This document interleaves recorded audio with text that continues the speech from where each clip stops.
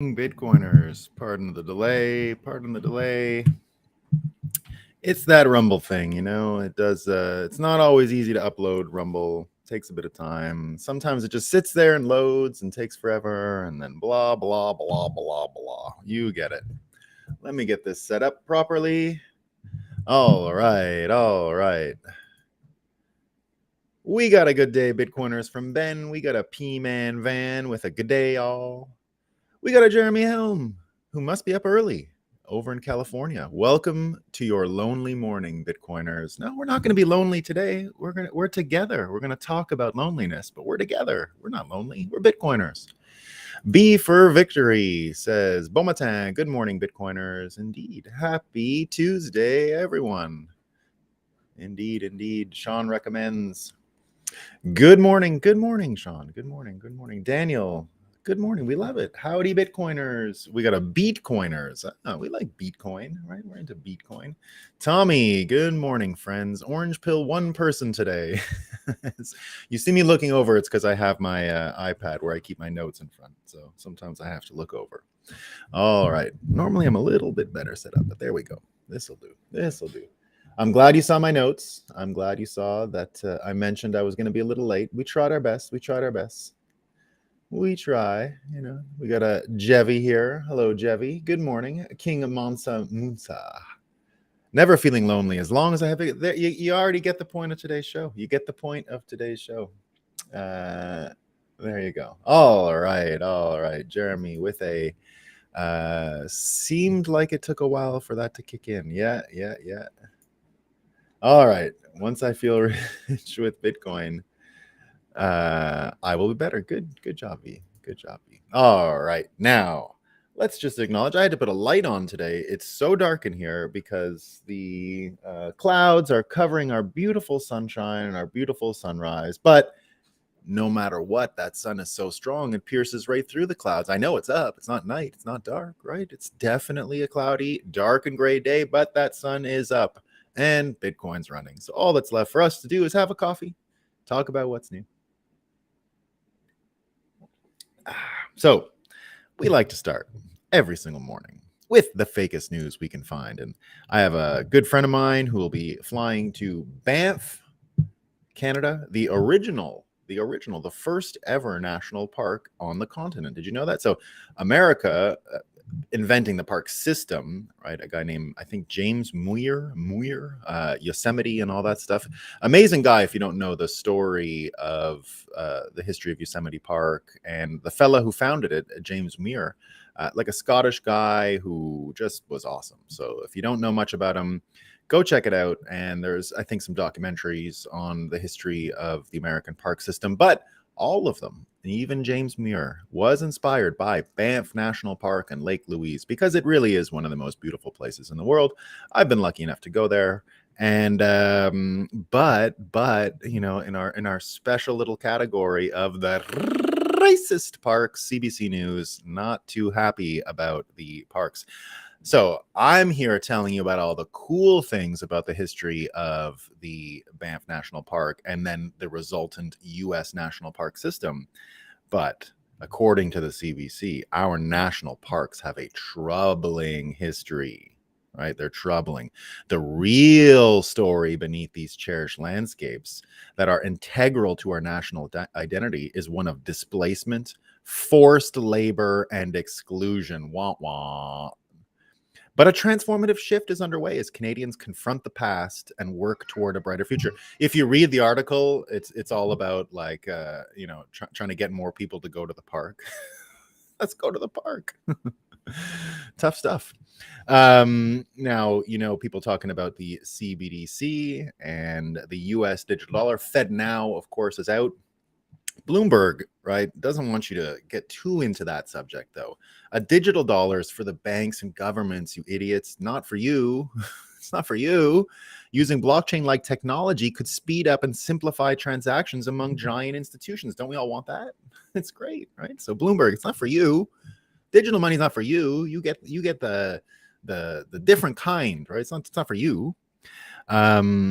This one's excellent. This is one of my favorite genres of fake news. This is the old pounce, conservatives pounce, right? Everyone's heard of that before. Pounce. So NBC News, right? I have trouble reading these sometimes. I really do. NBC. So I think we can all just say it openly without all these preambles each time. But there are new people, so we might as well just give it a bit of context. Glenn Greenwald and others. I did not do the research. Many people out there, besides me, have made the case that NBC is the main beachhead of Operation Mockingbird, which is the system whereby intelligence agencies and spin doctors are placed from the national security apparatus into mainstream American media. And there are some people, right? Some people who believe that NBC is the most riddled with these folks. It's like, remember what we learned from the Twitter files, that it was like all these people, and then we're seeing it now in the Facebook files. It's all these national security, former 17 years at the CIA, and now I'm running diversity and inclusion at Twitter. Oh, former Twitter. Now I'm running diversity and inclusion and whatever else at Facebook, right? So some people have said that NBC is the most taken over entity in this Project Mockingbird case. You can go look that up on your own. I did not do the research, but that's what some people say. But every time I read headlines like this, it makes me think, and it sort of feeds into my narrative bias, that they are completely an outlet of these folks. This is their thing. Joe Biden's brand is being tested like never before. Controversies centered on President Biden's family have become fodder for GOP attacks that cut at the bedrock of the president's long-time political appeal. So good. It's just beautiful. All right. Now, finally, our last Moscow Time installment today. And this comes from the Bank of England chief economist, right? This guy is he's been a Moscow Time regular. He's been doing great work for us and helping me come up with these can't believe it's true headlines. So here's what they're saying: that food prices may never fall again following the Ukraine invasion. It's the Ukraine invasion. Food prices, they're always going to be high now because of Ukraine. It's Ukraine, guys. All right. It's Ukraine. Please don't look too close. It's Ukraine. All right. So now I've noticed a trend. I think I'm the only person in the world who's noticed this trend. I think it's just me. I don't know if anyone else is saying. I don't even know if it's true. I don't even know. But what I've noticed is that whenever there's a holiday and the news is low and there's not much going on, Hillary Clinton comes out and writes something. So Hillary's around my area right now, right? She's trolling about here. I've told you several times that the town that I'm from, Brome Lake, which is not far from where I live now, the town of Brome Lake in Quebec, is also featured in an Amazon show right now called Three Pines or something like that. It's a mystery series written by a woman named Louise Penny. And so my town has been turned into this sort of weird, it's like a really low IQ version of like Twin Peaks or something. It's nowhere near at that level of creativity. It's really just straight murder mysteries. And I respect Louise Penny. I love straight murder mysteries. So no comment on any of that stuff. But they've turned the town into like a Stephen King-ish type of New England thing. And you don't know who you can trust. And there's weird people everywhere. It's not really like that. It's a beautiful town. And there are weird people, of course, right? It's a beautiful town. So Hillary comes in the summers and she hangs out because she co-wrote a book with this Louise Penny, because this is her favorite writer. Hillary Clinton's favorite writer is the woman from my town, Louise Penny. So that's why she ended up spending some summers there, and well, not the whole summer. She comes for a couple of days.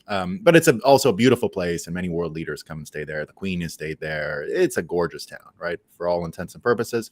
Some people think it's the most beautiful town in that part of New England, Quebec. I think it is. It's gorgeous. I love it.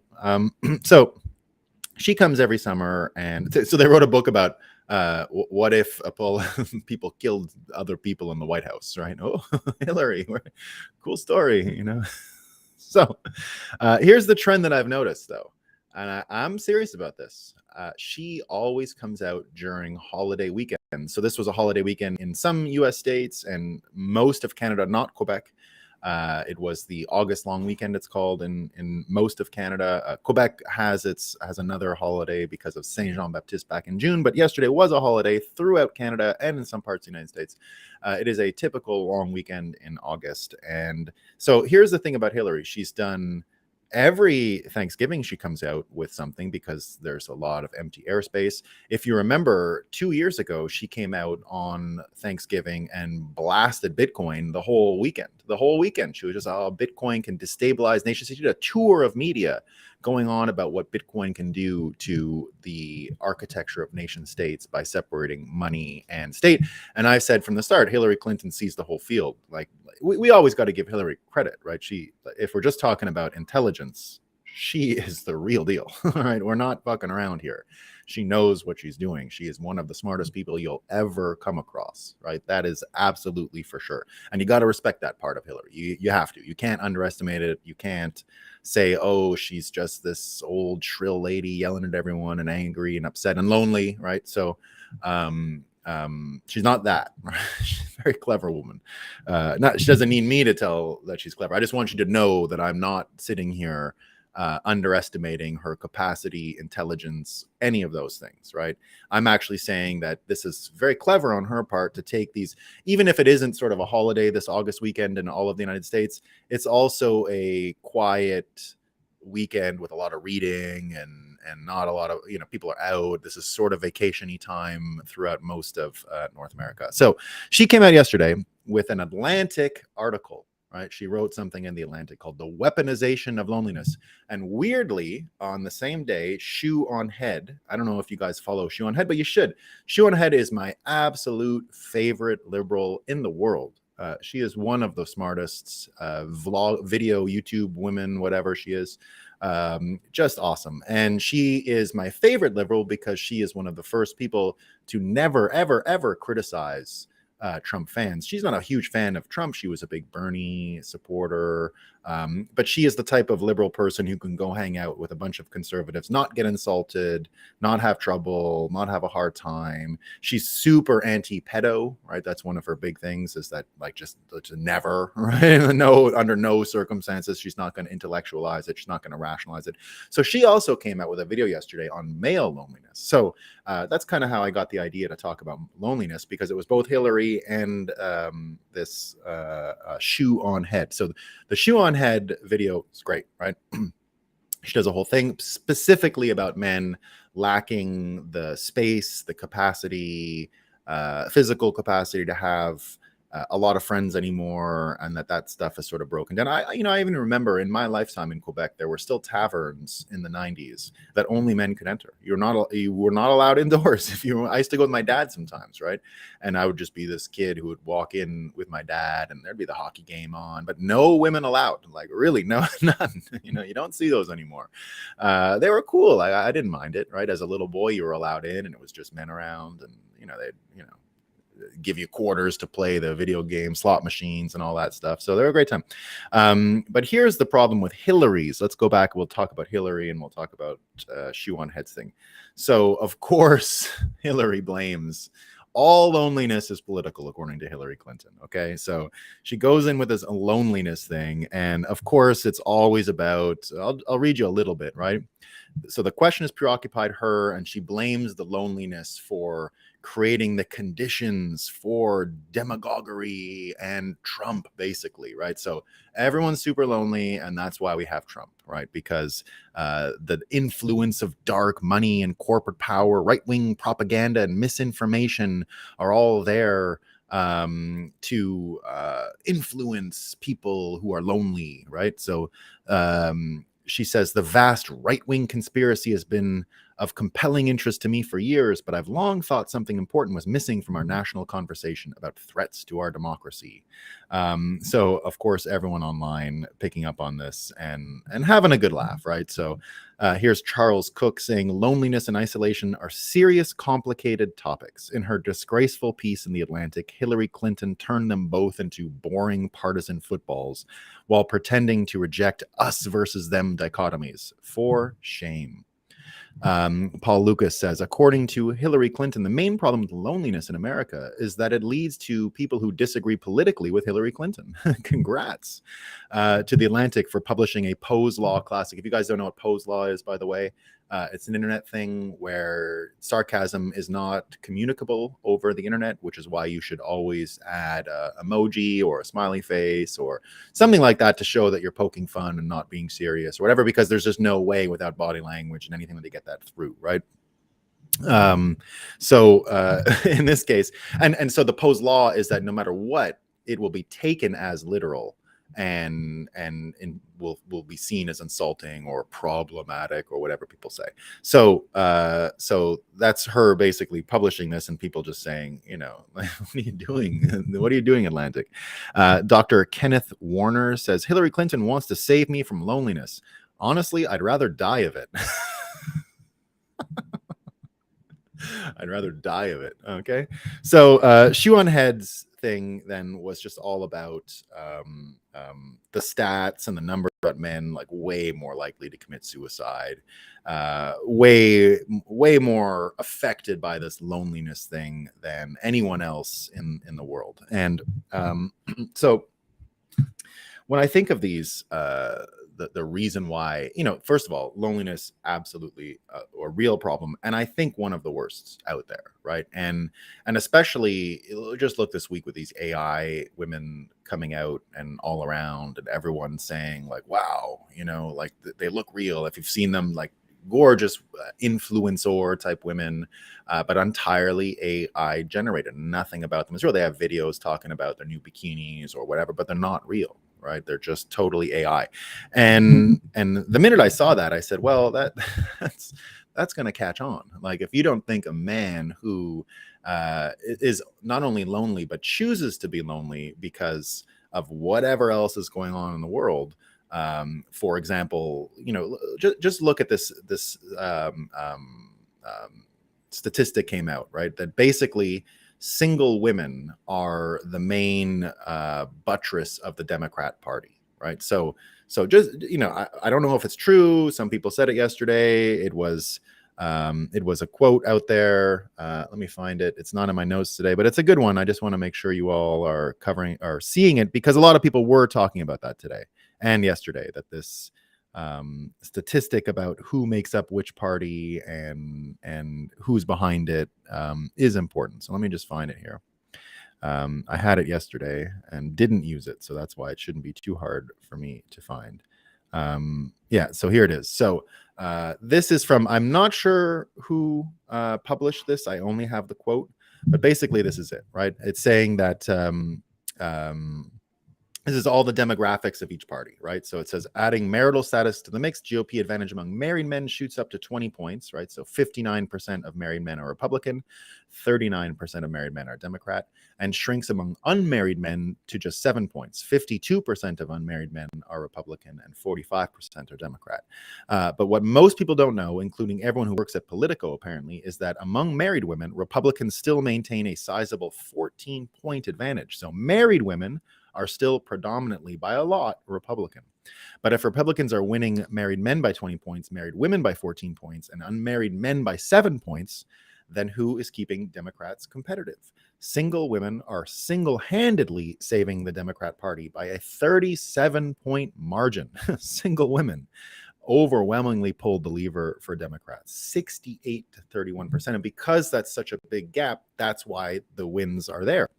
And so if you think about just for a second, you know, single men and why some of them choose to be single, right? Well, politically, it's hard if the majority of single men are still Republicans, and in this toxic political environment, it's very, very difficult for people to you know, make connections. So I remember yesterday P-Man Van was saying, you know, I met some friends over the weekend and their brain is broken, and they were like, oh, Trump lost and all these stuff. So again, the thing you got to realize here is that you have to have sympathy for some of these people. They're almost mentally incapacitated. This is a form of abuse that's been done to them. You have to have nothing but empathy for these people. You have to say something like, I'm sorry for what they did to you. I'm really sorry. You can't engage it, right? You can't fight about it. You can't get mad about it. You can't even say like, oh, you know, you missed the facts, right? You didn't get the facts. You have to just simply say, I'm sorry they did this to you. I really am sorry.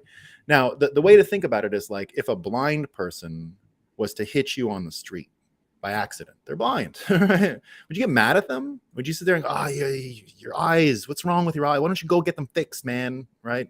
You got to go get them fixed. Or don't you know about the new breakthroughs in fixing blindness, right?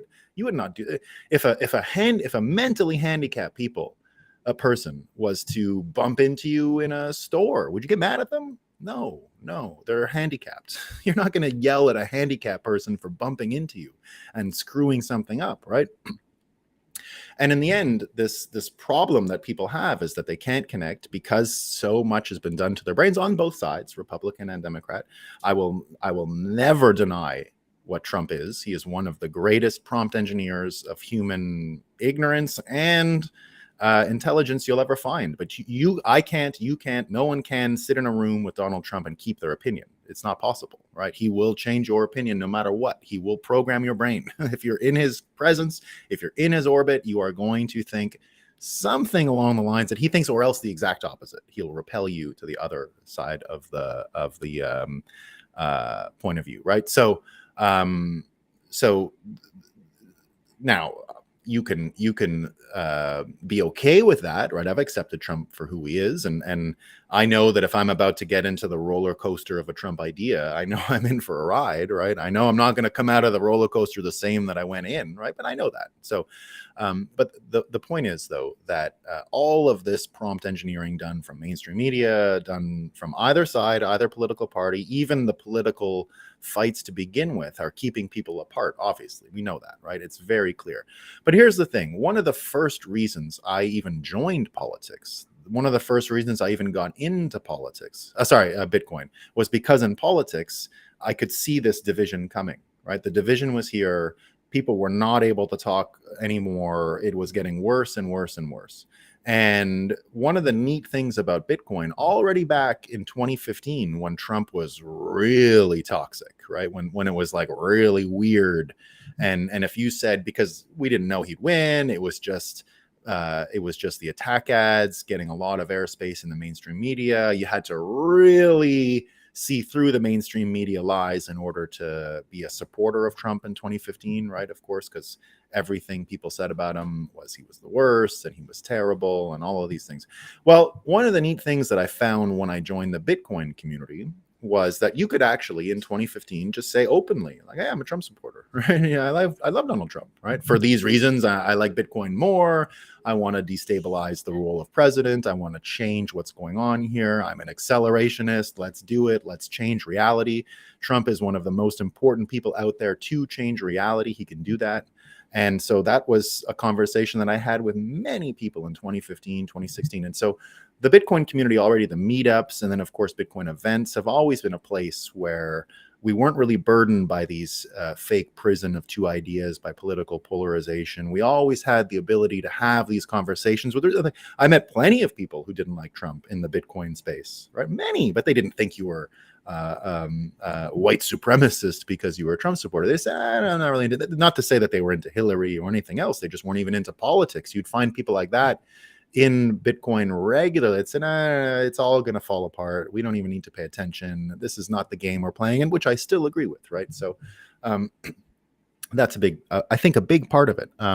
But the environment that I came from at that time still didn't really have this outlet in politics or in college or in university for people who disagreed with the mainstream point of view to really go and not be gaslit and treated like you were completely insane, except for Bitcoin. It was the only place where you can go and people would say, wow, it's like your opinions are different. All right, fine. Let's talk about something else.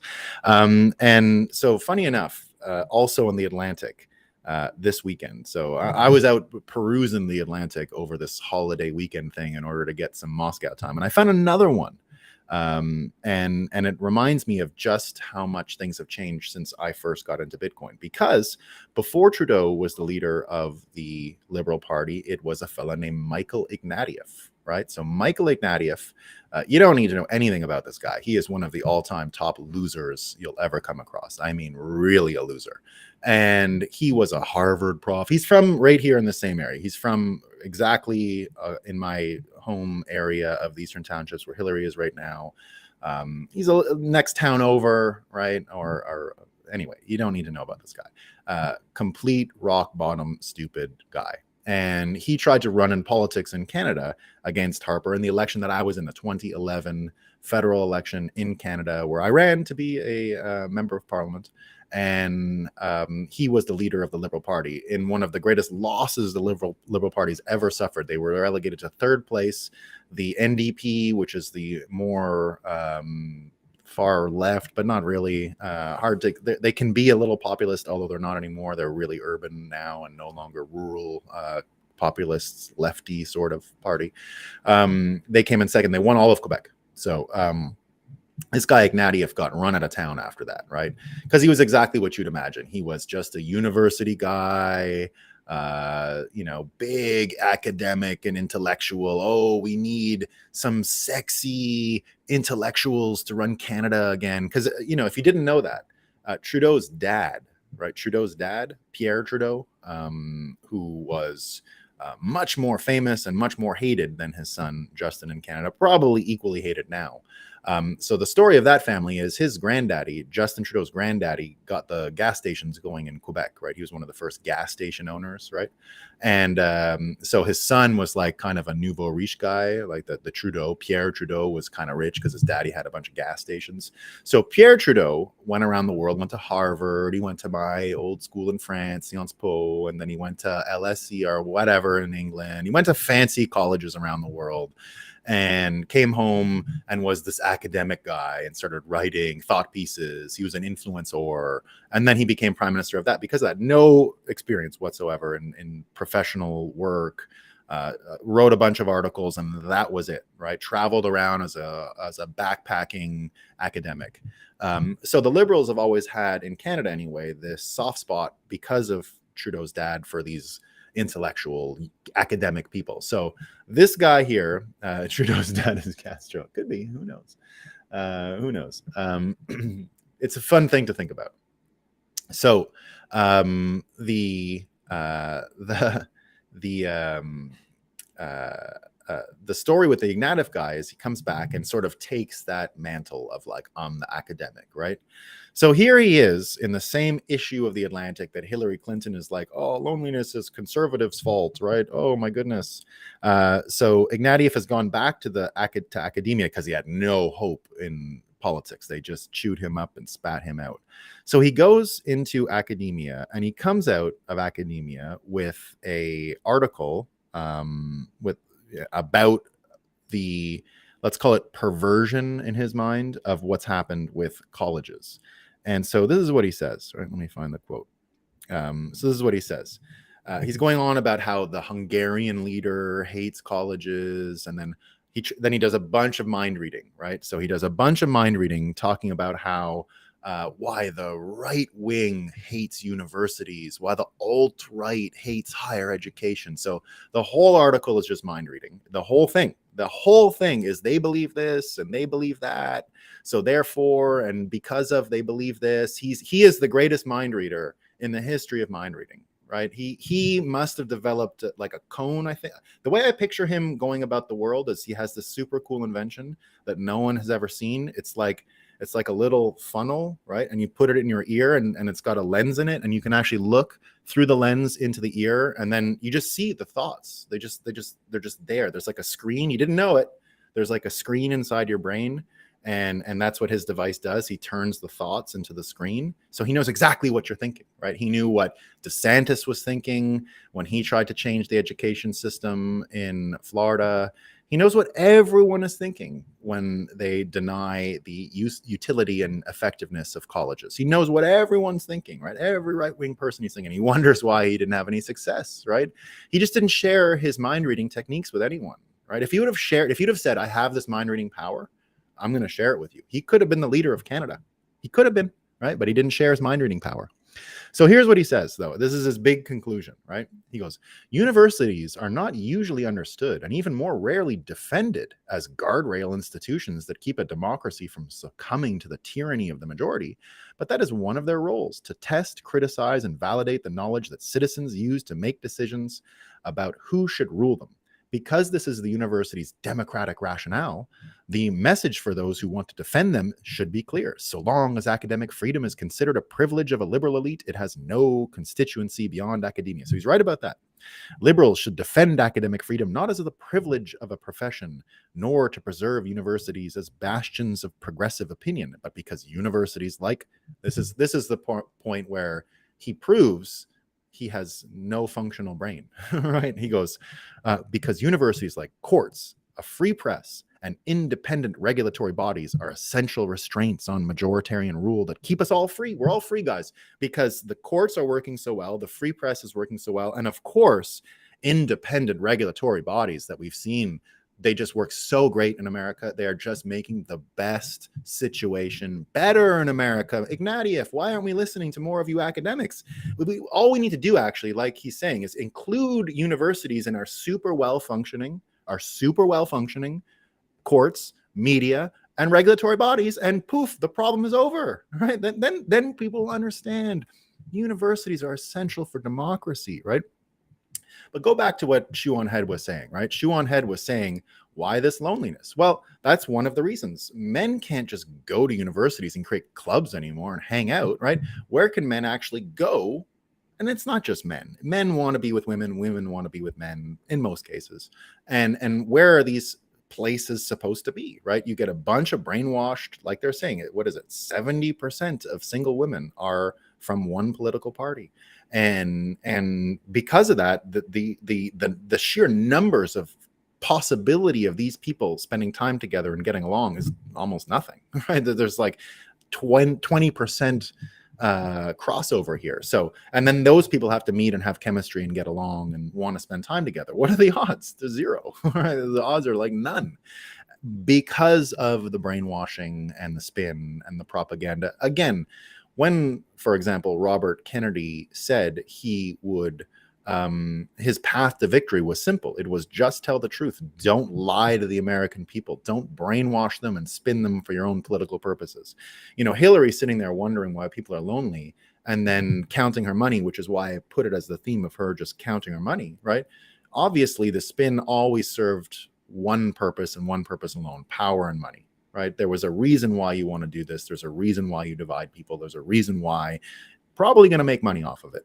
And arming people with these talking points and these combative, polarizing ideas and arguments are what keeps people from being apart. Look at global warming, for example, right?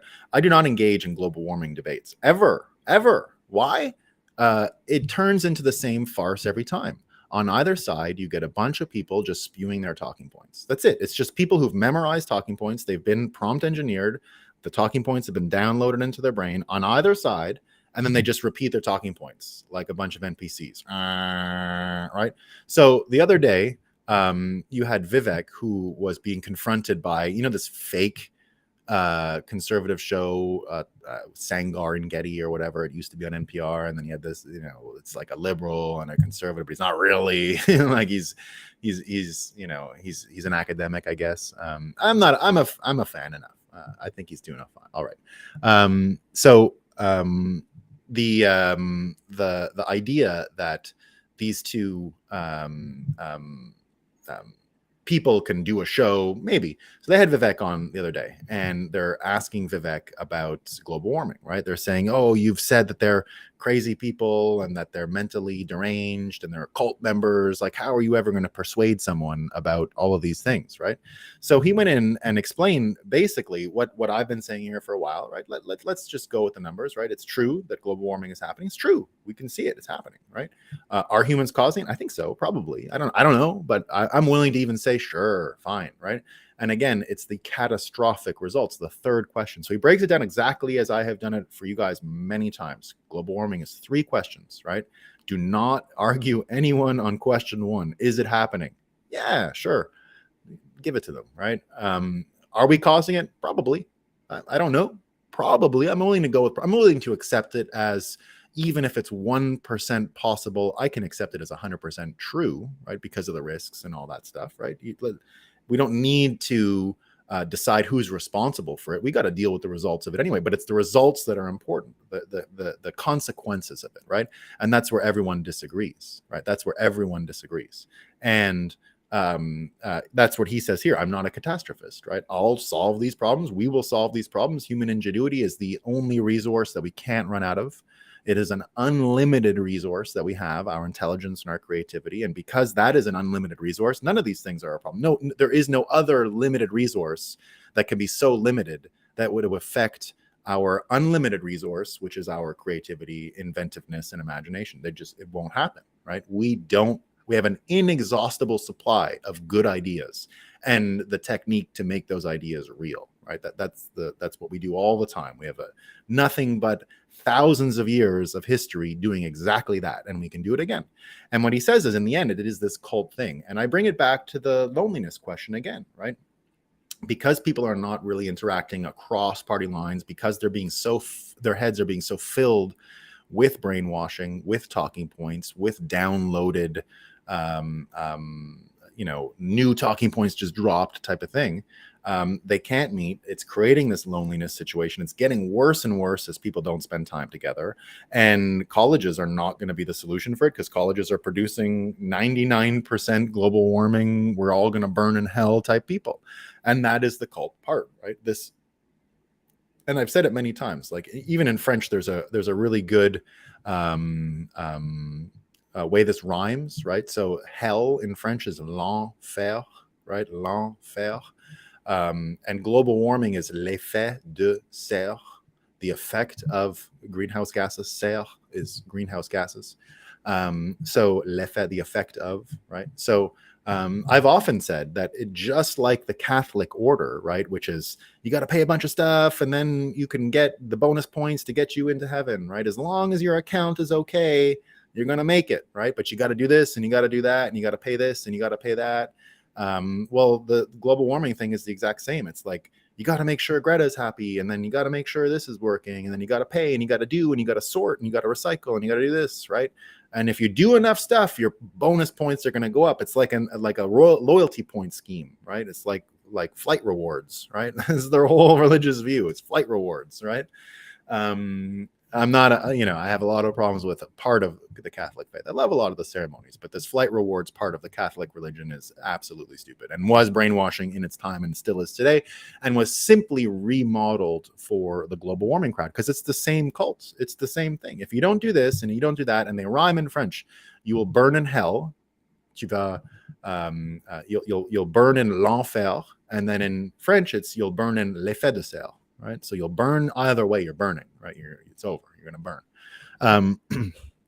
And so for him to push that, Vivek, the way he did on this show, that it's a cult, that it's a religion, I think shows that you're starting to get to why we are in this loneliness epidemic. You're seeing that people are kept in these little silos, and they're not able to see out of them, because you can put blinders on with this confusopoly of three questions merged into one to make people afraid, right? So again, that's why he did a good job of breaking down the questions and leaving the one question we don't know about, right? Which is, what are the effects? We actually don't know what the effects are, right? What he's saying is, whatever they are, we can manage, which is what I've been saying, which is what everyone should be arguing about, right? Like that is the only real argument that matters in the end. Now, George Ryan Walter says you can't change the sun. Sure, but we don't know if it's the sun. We just don't know, right? We just don't know. We don't know. And if we were wasting all of our time arguing, oh, it's the sun, oh, it's this, maybe, but it won't matter. You're not going to persuade anyone. In the end, you got to accept that it's happening for whatever reason, and then say that the effects are all that really matters. And if we can manage the effects, it could be a good thing. We could make this into a good thing, right? And I think that's what we're doing, right? I think that's what we're doing. Now, is it the sun? Maybe. I don't know. I don't think we can know. I don't think these things are knowable, is I guess what I'm getting at in the end. They're not knowable. Our ability even to apply the scientific method to most things is not enough, right? It doesn't work. So there you go. The big part of it, right? Brian says we are boiling and boiling. We are boiling, not burn. Yeah, of course, it's the boiling sun right now, right? So this idea then that loneliness is really the byproduct, I think, of the corruption of these systems, right? Go back to what Michael Ignatieff said, right? He says that universities should be included in courts, free press, independent regulatory bodies, but it's exactly these things that are being used to divide people, to push them into the different silos. He's doing it here. He's saying, why don't the right-wing people love colleges? We got to prove to them it's better, and we can't just say we've got to protect democracy. Well, of course, they've never done such a thing, right? They are the main source of the broken brain people. So this idea then that, and then you get Christopher Ruffo over there trying to fix it. But even just think of the court system that they're going on about, right? That Ignatieff is saying, oh, media colleges have to do this, right? Well, again, the media is the main thing that's creating this loneliness problem. It really is the main thing, right? And they say, oh, it's also the courts. Well, what about the courts? We are now in America right now thinking about what Trump is going to happen to Trump, right? Everyone talking about, oh, Trump and the Jack Smith and the January people, the January 6, right? The sick people from January, the January 6, and all of those things. Now, remember that they're going on this thing where Trump knew he lost, but he influenced other people and he did all these things. And now everyone talking about it like Alan Dershowitz. And most people are saying the following, that there's no way Trump can get a fair trial in Washington, D.C., and that he's going to be guilty the first time, and then it's going to go to the Supreme Court and it'll get taken care of because there's no standing in law for any of this stuff.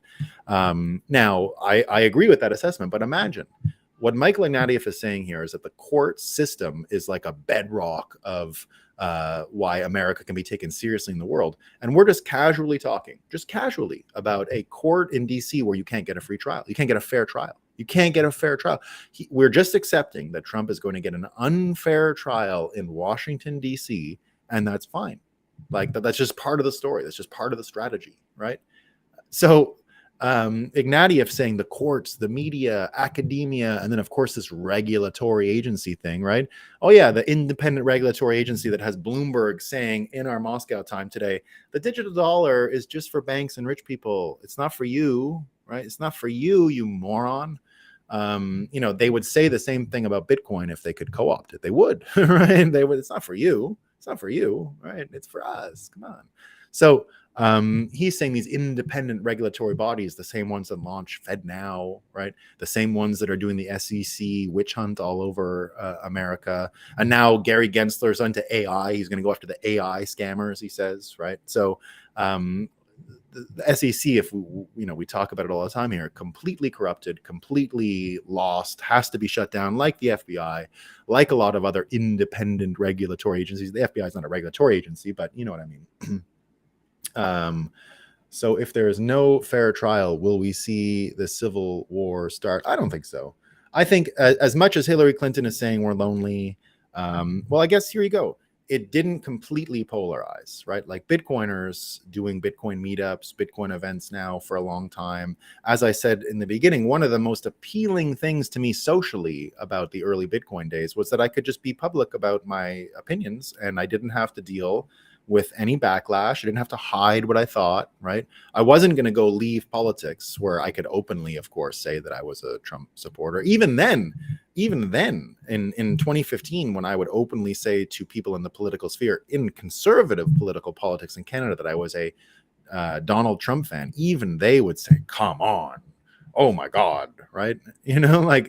But at least there was some corners where you could say it out loud and you didn't have to go hide, right? So the idea already that Bitcoin was way ahead of this stuff because we weren't being influenced by this stuff. We weren't being influenced by the mainstream media. We weren't allowing prompt engineering of our brains by people who would spin us for their own purposes. We were already immunizing ourselves to that. And we do collectively within our conferences, within our meetup. Just think about this year, right? We had in our show both RFK, Tulsi Gabbard and Vivek Ramaswamy at Bitcoin 2023, and no one really even paid attention to their political parties. They all hung out together. We were all backstage hanging out together. Everyone was having fun together. Everyone went out together. Everyone was socializing together. No one gave two shits about political differences. Now, we had plenty to debate, but no one was like, you're a bad person, right? Bitcoin brought everyone together. And I think that's where things are headed. I think that just like that's why I have Hillary counting the money here. Once you have this type of money and you know why people are motivated to divide and get power and get money, you can sort of see you can guess. You don't need to mind read, but you can guess at the motivation. The motivation is one we all share. We all want money. We all love money, right? Everybody loves money. That is a part of human nature. It's not going away.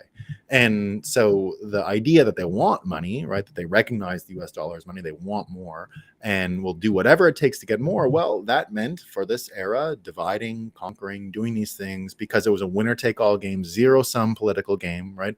Only one party can corrupt Ukraine at a time, right? You can't have sharing of it. There's a uniparty, but that's different, right? That's a different piece to it. So there it is. This idea that oh yeah, I wanted to mention this too. And the reason I mention all of this, the reason I mention, I guess the reason why this is an important context, right? This comes from Cernovich. So Cernovich warning us here about the coming civil war. All right. So Cernovich here has this post, I guess you call it, on X these days, X Twitter. He says, you need to read Pyotr Wrangel, which I have not. So I don't even know who he's talking about. Okay. So, but his name is, you can go see it on Cernovich's Twitter thing. Pyotr, Pyotr Wrangel. Don't know anything about him. So I just liked the tweet or the post itself. He goes, studying the Spanish Revolution. America is not like the fall of Rome. It's like the Bolshevik takeover of Russia and resulting horrors. It's the churches being burned down by communists in Spain. You need to be readying yourselves. So indeed, you need to be readying yourselves. But what you need to understand is this is exactly what he's saying is accurate, right? The thing with the Bolshevik Revolution was spheres of influence, groups of people, and talking points getting downloaded by the media of the time, newspapers or whatever else it was, and pamphleteering and all of those things. Meetups, right? The communists were a meetup culture, and these meetups were vital to pushing that revolution apart. The whites, right? The Belarusians, the white army who opposed the Red Army in the Russian Revolution didn't really have the same unifying meetup culture. They weren't bound by anything but survival, right? They knew they were going to get killed and they had to survive, and they worked together. There was no unifying force. What I'm saying is that Bitcoin is already building that unifying force, right? Bitcoiners already operate across political lines very easily without any hesitation. We don't even really order our worldview from politics first. We do it from money first, which is totally different. We don't put the nation state first. We put the money system first. And then once we see that, things make a lot more sense, which is why I am a one-issue voter, right? I am a one-issue voter, and that's why I support Vivek Ramaswamy right now and RFK, because they both supported Bitcoin, right? I'm a one-issue voter, right? And no one has done more for Bitcoin as far as promoting the policies in this election than RFK. So he's sort of my number one. Vivek is pretty close, right? Vivek, I think, is going to steal the idea of backing the US dollar. So that'll put him at the same level. The more I see Vivek, by the way, the more I think he might even be able to beat Trump straight. I think that's even possible. But there you go. All right. So the idea here is that this meetup culture is as important as like the early communist meetup culture in the Bolshevik Revolution. It is a lot like the Bolshevik Revolution. It is a lot like what happened in Russia. But the difference here is that there are more forces at play, more groups at play. It's not just two. There are way more. And the one that is most coherent, the one that is strongest, the one that is offering the best future, the one that has the best answers to these problems, the simplest answers to these problems are the Bitcoiners. And that's why we're going to win, right? That's why we're going to win. The answers are simple. The frame, the worldview is easy to adopt. It leaves a lot of space for disagreement about other things, right? We don't want to stop people from disagreeing we don't want everyone to get along and have all the same opinions, not even close. Not even close. We just want to limit those institutions that Ignatieff said that are forcing people to think a certain way, because in the end, that's really what the Trump case is all about, right? If you guys don't know what the Trump case is really about, it's about one group, the courts, being able to say what truth is, right? And what reality are. And if you disagree with their reality, then you're out, right? So that's more or less what Jonathan Turley has said. Jonathan Turley breaking down this whole case, right, saying that the criminal intent was all about whether or not he knowingly tried to get people to break the law, right? And not about whether he knew he lost, whether he knew he was trying to get people to break the law. And Jonathan Turley says the following: "This is not a crime. It is, in my personal view, protected speech. Presidents routinely lie on matters great and small. Many of those lies cost citizens dearly, from keeping your own doctor under Obamacare to losing your life in Vietnam. Criminalizing lies in campaigns because of the spread of disinformation or disorder is a slippery slope that vests unprecedented power in the Justice Department. There is a wicked twist in all of this for Biden. The very controversial linchpin used against Trump could conceivably be used against Biden, particularly in the launching of an impeachment inquiry by House Republicans." And what he goes on to say is, while third parties proceeded to take steps to challenge the election, or no, hold on. Biden has been accused of knowing disregard or constitutional limitations on his administration. He's done that a few times, right?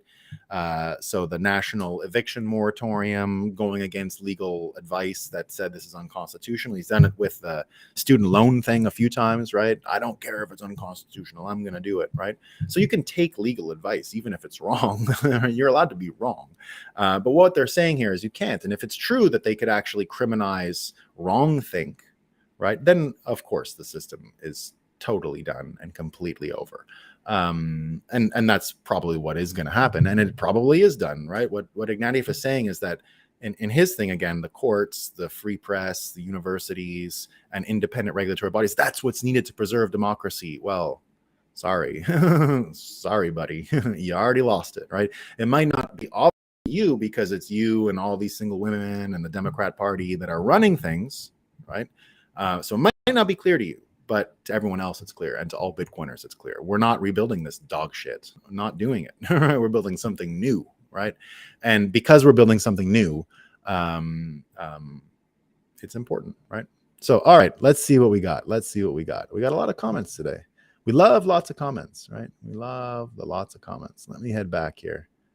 Hold on. Whoa. Okay. Let's see. Holy Moses, they go back. Okay. Johnny Rico, I can't go all the way to the back. I worked in long-term and the Dems would be all over the... Yeah. Well, again, look, P-Man and anyone else who has had that, P-Man was mentioning yesterday on the show that he had an encounter with an old high school friend who's like, "Are you some alt-right guy?" You just, yeah, I feel pity and not hate. That's the only way, guys. You just gotta say, I'm sorry what they did to you. I really am. It must be tough. Like, it must be hard to deal with that. I can't imagine it. Beardy Day hitting up 2024 in Nashville. Woo, woo. Yeah, well, that's why the events are so successful. You wonder why. People would always ask me, how big do you think these events can get? Real big, bigger than a university. We are taking over from universities. I've said that many times, right? You think in all the years I worked in media in New York, in Bitcoin, I hired one Ivy League person once and regretted it, right? And fired them. So I don't like being a manager. I don't like firing people, right? That's what a manager does. I don't manage anyone these days because I don't like firing people. But, the ones I have fired were usually Ivy Leaguers. As opposed to just like the plebs who work hard. I used to always say, hire the religious Bitcoiners, hire them. Like he's saying, there is a cult around climate change. So there's a cult around Bitcoin, right? Don't deny the cult. Don't deny it. Embrace it, right? Embrace it. It's not that kind of cult, but it's a movement like the world has never seen. It's a movement like the world has never ever seen, right? Talking to normies, your money is broken. Okay, cool. Did you see the fast exit? Yeah, that's not. Sometimes, yep. One thing about Killary was how she changed her and everything with a literal snake. Killary. Killary. Never heard that one. We have a little term for what you're discussing. Finkelthink. Really, a lot of modern attack and. Oh yeah, I've seen Finkelfink. Yeah, you're right. You're right. You're right. I got to look him up more. Cloud Casino. Bitcoin cured my liberal partisanship. Awesome, Billy. The orange pill is a panacea, now above the political fray. No longer triggered by low-hanging engagement bait. Great news, Billy. Great news, man. Good testimony, my man. Todd Hearn, great stuff. You make my commute almost tolerable. Thank you. Yeah, commutes. It was built for the commute, this show. Let the normies who won't listen to suffer while we rave. Could be. I mean, we got to have some empathy for everyone, though, man. Hatred is important. Yeah, I try to keep it out of my heart. I try to keep it out. But disgust is important. I'm regularly disgusted. So, yeah, I have never seen another of iCloud. I've never watched one of them. I still haven't seen one of them. Bitcoiners being able to have the let's change reality conversation together prefigures putting into place new practices that will change reality. Yeah, Jeremy, that's a really great observation. Yeah, that's the whole thing. It's a reality changing situation. It's not just an intellectual point of preference, right? Once you realize that it's not a point of preference, there you go. So what's the opposite of an intellectual? It's a Luddite, David. It's a Luddite. And that's what the intellectuals have become. They become Luddites. They become it's a spectrum, right? There is no such thing as opposites, really. If you read the old Hermetic principles, it's all a spectrum. And what was once intellectual, the pendulum has swung and made them Luddites, which is why the Luddite word is used so often in the Sovereign Individual. He predicts these people will become Luddites, and that you got to be careful, right? If Hillary would have won, nobody would be lonely today. That's what she's saying, right? That's what she's saying. Give the man makes me scrappy. Trois-Rivières chrétien. Scrappy. Yeah, he was. I learned a lot from so he's talking right now about Jean Chrétien, the Shawinigan choke, the Shawinigan chokehold. You know. He choked a man once who criticized him. Chrétien was a real thug. I have a lot of personal overlap with Chrétien as a teenager, believe it or not.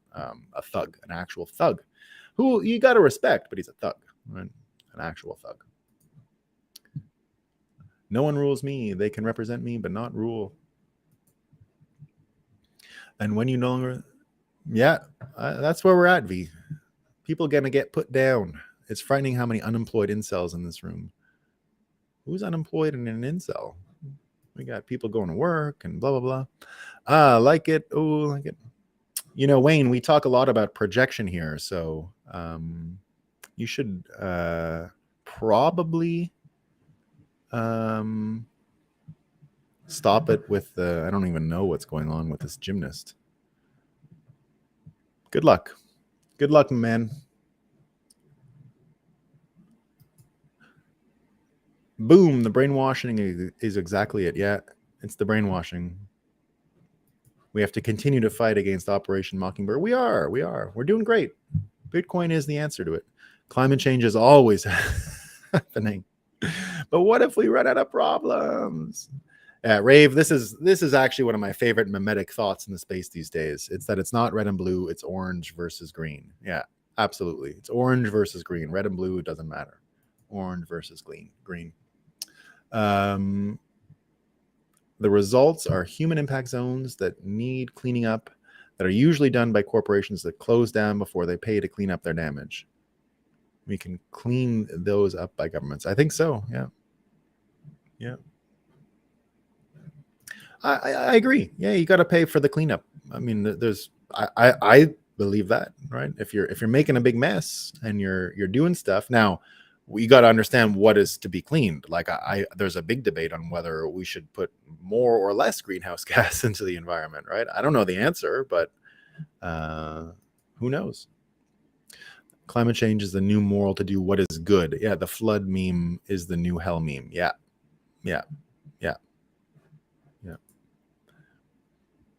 We're boiling, not burning.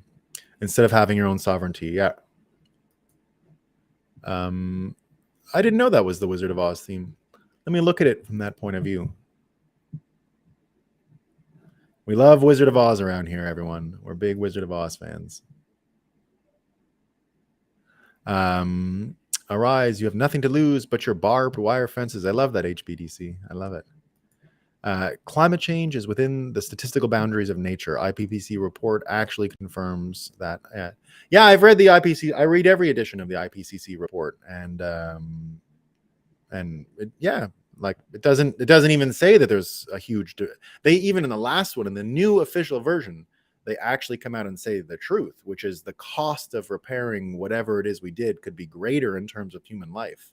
More people could die by limiting access to fossil fuels and all that. And that was something that Vivek brought up in his debate about this, right? So there you go. Pollution is real, but carbon credits are a scam. Absolutely. Catholics don't pay for redemption annual anymore. Yeah, Dina, look, I have a lot of I always fix what I say about Catholics because I grew up in a Catholic place. It's not only disrespect that I have for them. It's not only that. So just suspend your. I don't want to only say bad things about Catholics, but I am a Protestant, so there is a difference, and I bring it up.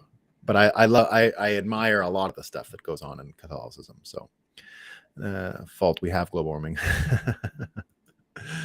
I don't think it is just single people are lonely, but couples are lonely also. Yeah, absolutely. I see nowadays are horrible. You're totally right, and not only that, within the couples, there's still a lack of place for people to go, right? As long as we have the rule of law, the dollar has nothing to worry about. Exactly. We got nothing to worry about. As long as that rule of law is going there, that dollar going to run, right?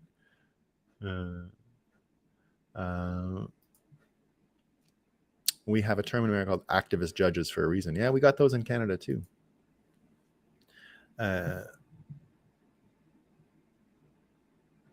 It's gonna take a full-blown revolution straight out of a history book.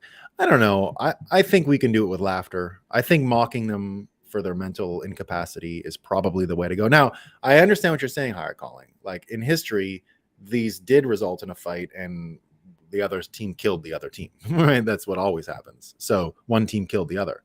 I don't know. I think we're gonna get them to break out. It's happening quickly. So I think we can do it. I think we've got magic up our sleeves and we can use it. The invisible hand of the market that dictates corporations changing to make customers happy is broken. The fiat printing subsidies make our voice sound. Absolutely, Rave Elevator. That's the lack of feedback loop. That's what's created this problem. Right. Predicting that there's going to be another virus at some point could be disruption. Yeah, I believe that, higher calling. The things that make me most worried about 2024 is no election at all. Right. That's another thing that Cerno is predicting. I think we're going to get something like it. Wow, Bitcoin changes us in ways we don't even know. Absolutely, Clout. Absolutely.